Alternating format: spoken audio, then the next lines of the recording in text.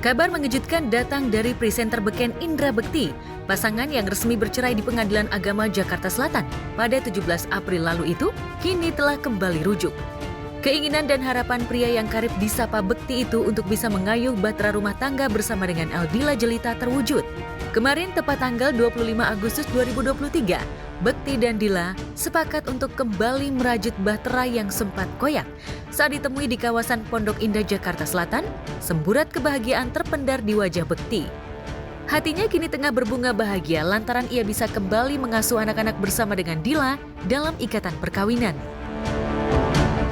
Tadi kita cuman syukuran aja, terus udah gitu nggak yang gimana banget. Pokoknya alhamdulillah.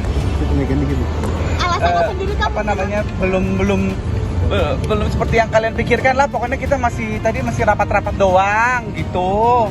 Ya kalau untuk rujuk mah itu ya menuju ke sana lah ya. Mudah-mudahan mah didoain aja makanya. Tapi hari ini gitu. Kalau rujuknya ya yang memang officialnya ya hari ini. Cuman kalau memang dihitungnya per kapan ya mungkin mereka berdua yang lebih tahu gitu ya. Kalau ngobrol sama keluarga itu udah sekitar 2 minggu yang lalu gitu. Udah ketemu sama keluarga besar, sama abangku yang paling tua udah, ketemu orang tua udah, ketemu om-om dan tante-tante udah, walaupun memang belum semua keluarga besar ya. Dan memang kalau untuk hari H-nya kapan, dia mau ini lagi kapan tuh saya juga belum tahu juga, karena memang undangannya hari ini menghadiri datang itu buat ada apa namanya ya kumpul lah gitu.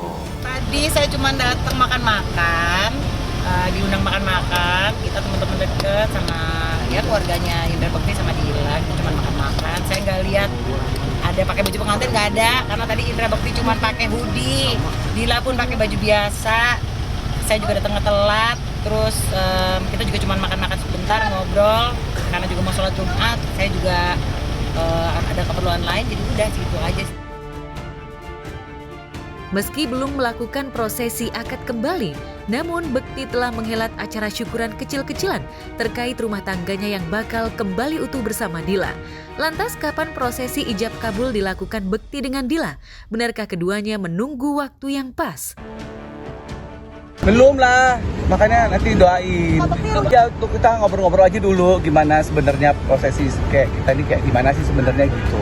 Baru ya apakah kira-kira Dila menjawab itu semua? Gitu ya. Ya, maaf ya, makasih banyak ya guys. Thank you. Mohon izin, mohon maaf ya. Alhamdulillah hari ini acaranya berjalan lancar. Kemarin memang sempat Bang Indra tuh sama Dila datang ke keluarga besar, menghadap, kemudian mengutarakan rencananya untuk kembali gitu kan. Dan dari Bang Indra dan Dila pun juga sudah menjelaskan, meminta maaf gitu ya untuk apa yang mungkin kemarin sempat rame dan segala macam gitu ya. Yang penting alhamdulillah hari ini acaranya berjalan lancar. Mungkin memang mohon maaf sekali Bang Indra ataupun Dila, hari ini aku nggak bisa hadir karena memang satu Cila lagi sakit dan Abi nggak ada yang nganter. Tentu saja ini menjadi kabar yang cukup mengembirakan dan dinanti halayak luas. Sepertinya proses introspeksi diri Bekti dan Dila sudah mencapai titik akhir dan akhirnya keduanya sepakat untuk kembali merenda rumah tangga dengan Dila. Lantas adakah syarat khusus lainnya yang dilayangkan Dila sebelum akhirnya kembali membuka hatinya untuk Bekti?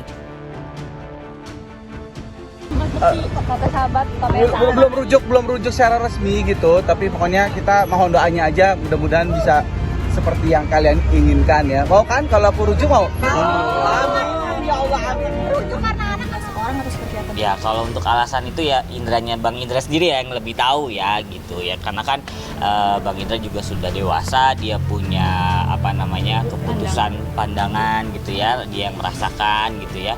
Ya kalau kita aku seperti pribadi gitu ya sebagai adik ya hanya bisa mensupport apa yang menurut dia itu memang baik ya. Satu sisi Bekti sahabat aku yang udah lama sekali, satu sisi Dila istri dari sahabat aku. Ya dua-duanya ini kan yang sangat aku jaga, yang sangat aku sayang.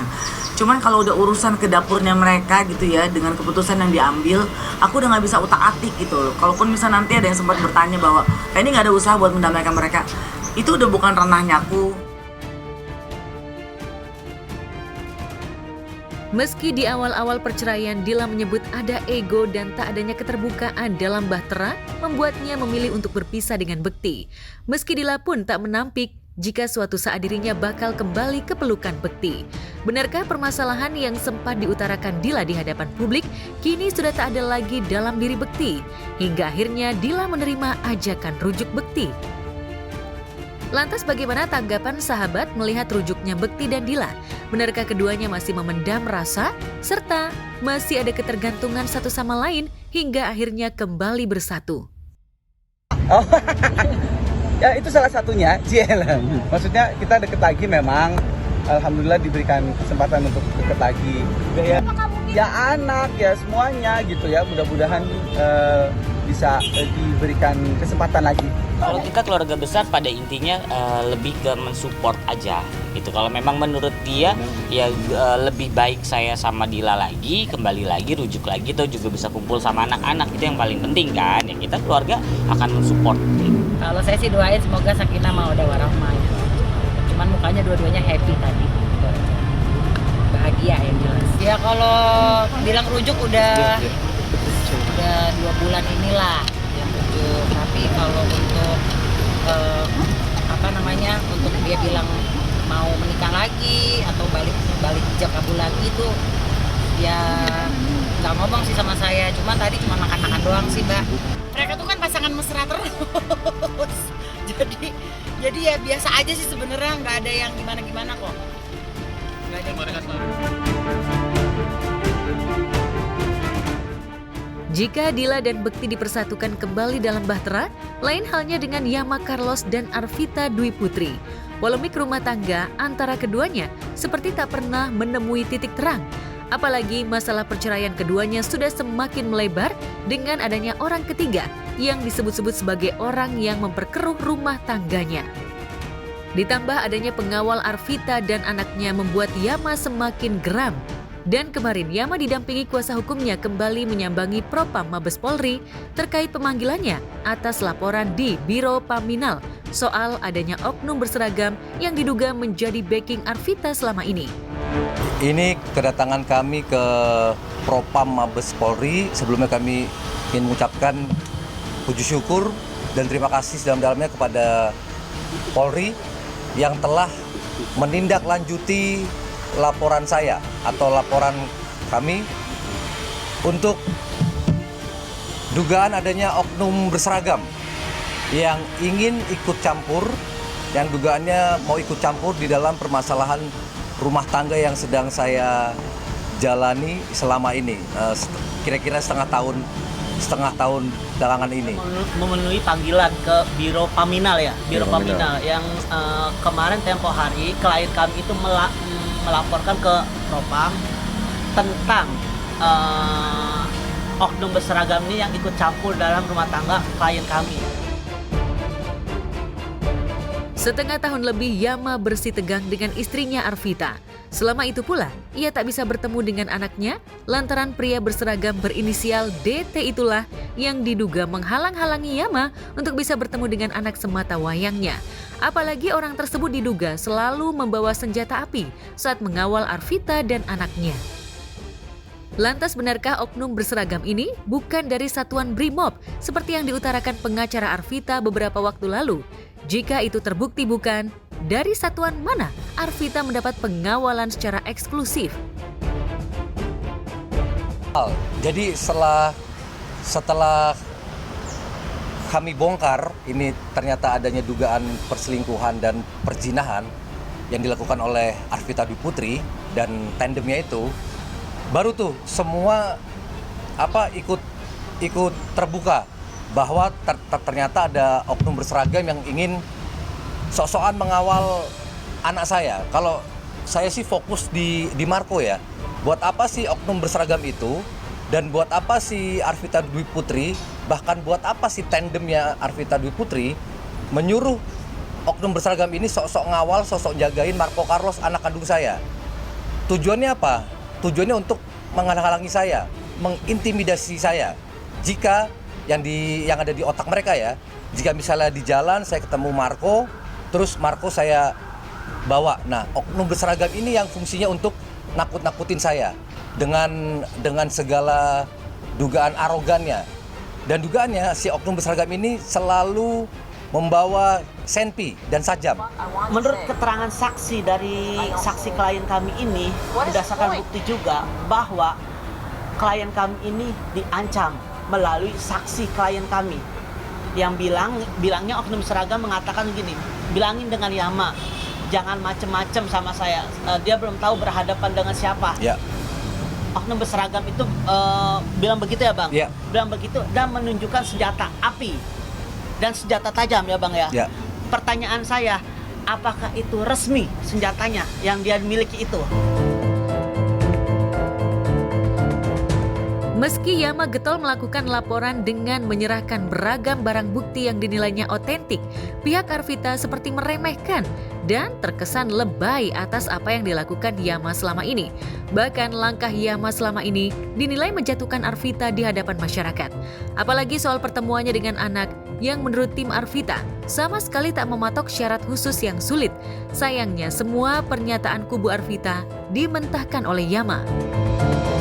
Saya tahu siapa Anda. Hati nurani saya mengatakan Anda orang baik. Anda tidak tahu apa-apa. Anda hanya mungkin bekerja di bos itu. Jadi saran saya mundur aja, jangan ikut campur. Atau ayo kita bertemu, kita ngobrol.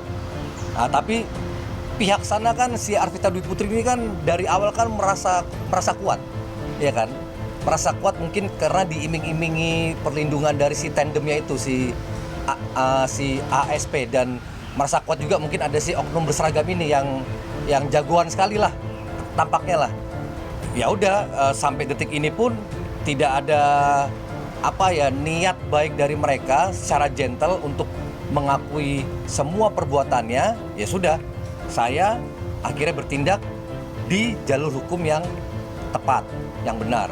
Saya tidak mau menjadi manusia seperti mereka itu, atau khususnya seperti Arvita Dwi Putri yang dugaannya menghalalkan semua cara. Terlalu drama lama-lama Yama Carlos ini ya, segala hal pakai seragam dipublikasikan, anak saya nggak wisuda juga dipublikasikan. Pertanyaanku, sepenting itukah gitu loh? Ya maksudnya satu, yang pertama adalah saya adalah ibunya, di mana anak usia di bawah 12 tahun adalah yang paling tepat melindungi dan mengasuh anak di bawah usia 12 tahun adalah ibunya sendiri ya.